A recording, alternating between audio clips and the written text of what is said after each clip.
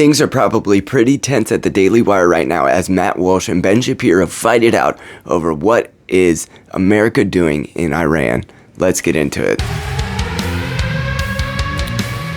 I created this channel with the express interest of helping build a future of faith, fatherhood, and freedom in America. If you can get behind that, please like on the way in. Let's look at who's right about what it means to be America first today.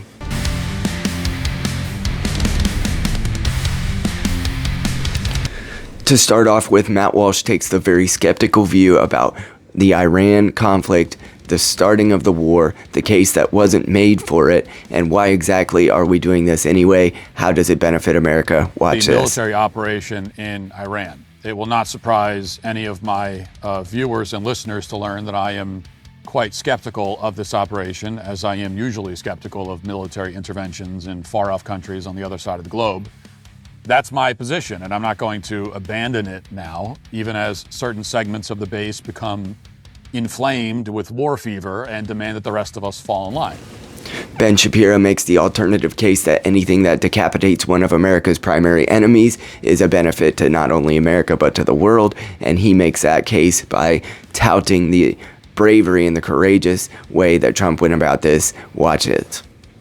President Trump is the most courageous commander-in-chief in modern American history. There is no question about this. What he just did is the bravest move by a president of the United States of my lifetime, bar none, without a doubt. And Matt Walsh makes the case here that Iran basically has very little, if anything, to do with America, and even if they might have a negative influence on the region that they're stationed in, it has very little to do with whether America is going to have an improved outcome, not only this year, but especially in the upcoming election. And if it loses the election for the conservative side, that it will have not been worth it. Watch this. Which means that I'm not rooting for this to be a failure, obviously, nor am I weeping over the poor Iranian regime and its leaders who are now scattered in many pieces across the desert sand.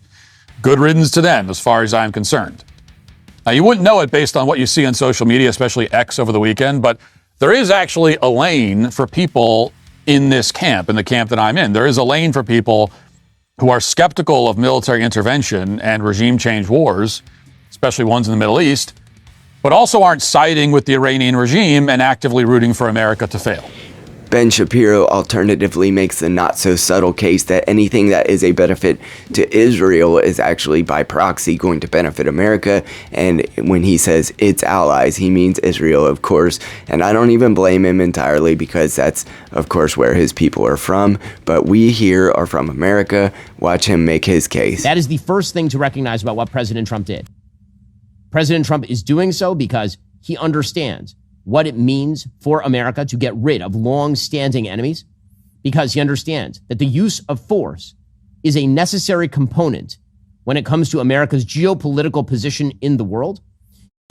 Matt Walsh states that he voted in the Trump direction because he wanted no new wars and he wanted America First policy to strictly mean that no new foreign conflicts, entanglements, and regime change wars would occur. Watch what he says about that. The NeoCon axis of evil hardliners who chant bomb Iran on the one hand, and the America First proponents on the other, many of whom voted for Donald Trump precisely because he promised to keep the United States out of needless regime change wars. Now, every single one of these factions at the moment has reason to be furious, and therefore they have an incentive to confuse the public about what's actually happening in Iran. Democrats didn't get their peace treaty where the mullahs and the supreme leader hold hands and announce that they'll never attempt to build a dirty bomb ever again. The neocons didn't get their full-scale ground invasion, complete with boots on the ground, a new democratic Iranian constitution drafted by the United States, and lucrative nation-building contracts, at least not yet. Ben Shapiro then makes the case that in order for America to be the global hegemon and the one who's really building empire upon the world, that they needed to flex their power, and without some neocon establishment of American might, that we would somehow be less of a country or have worsening outcomes. Watch him make that case. On-the-ground wars, that America needs to flex her power when necessary and do the thing that is right when necessary in order to protect her core interests. One of the things you're hearing tonight from critics of the president is that there was no direct attack on the United States. Therefore, no sort of military action ought to have been undertaken with regard to Iran. First of all, historically speaking, that's not true. The Iranian government has been responsible for the death of hundreds, if not thousands, of Americans over the course of time, ranging from the 1983 barracks bombing in Lebanon via its proxy, Hezbollah, to the death of hundreds of American soldiers in Iraq during the Iraq War.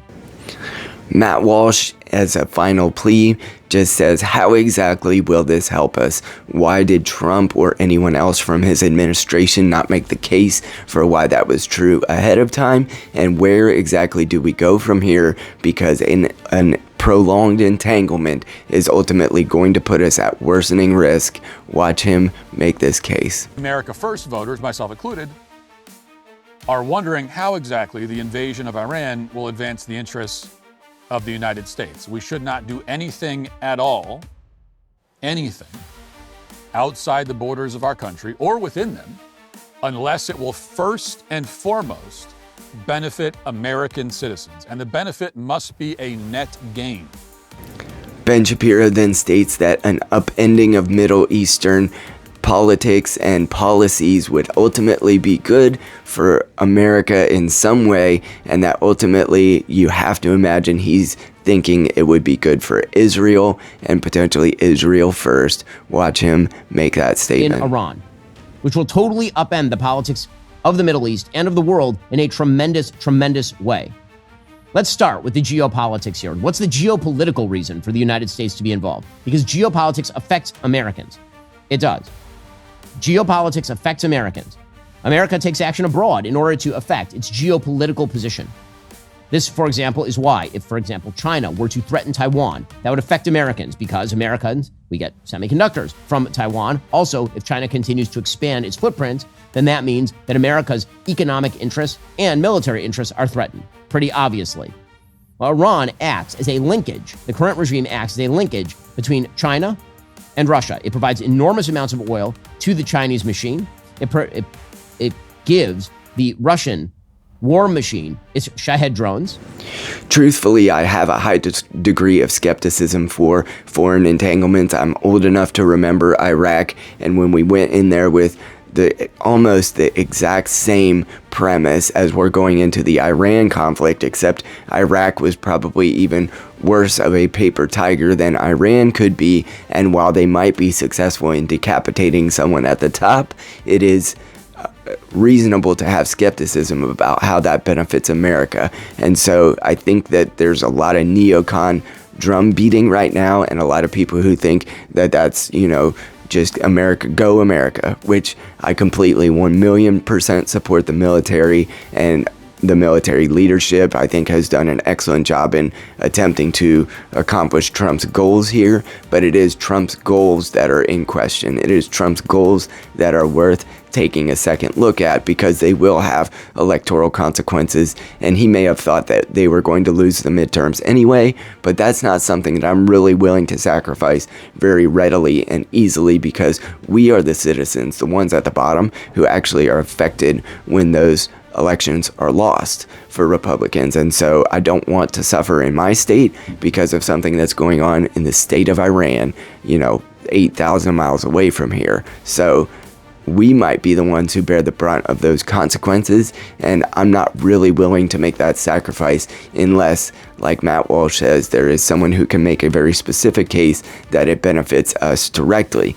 There are still a great many political issues that are happening stateside that could use Trump's attention, and so another foreign entanglement seems a little bit ill-timed, to say the least. At least if following the midterms, he thought that Iran was still a real bruiser. And listen, the Iranian regime needed to be checked because they just put a lot of their own people up for sacrifice in the ways that their regime started taking violent action against the protesters in their country. They deserve to be overthrown for that. I'm just not certain that it was America that needed to do the throwing in this case. And we will see, time will tell, what the outcomes of this are, but I would love it if there weren't American lives that are being sacrificed for people that are so many thousands and maybe even tens of thousands of miles away. This is probably,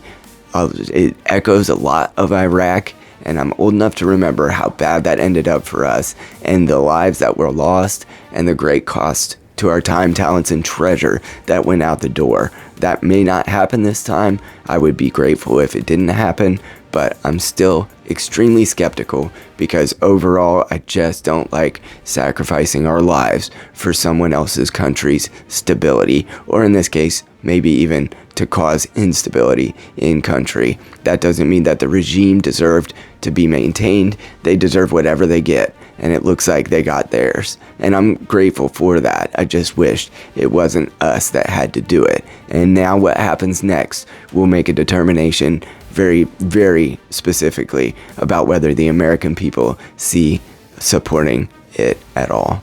If you can support a future that is better for our kids than the way it was for us, I would love your support in trying to tell that story on this channel. Please like, share, and subscribe. I'll talk to you later.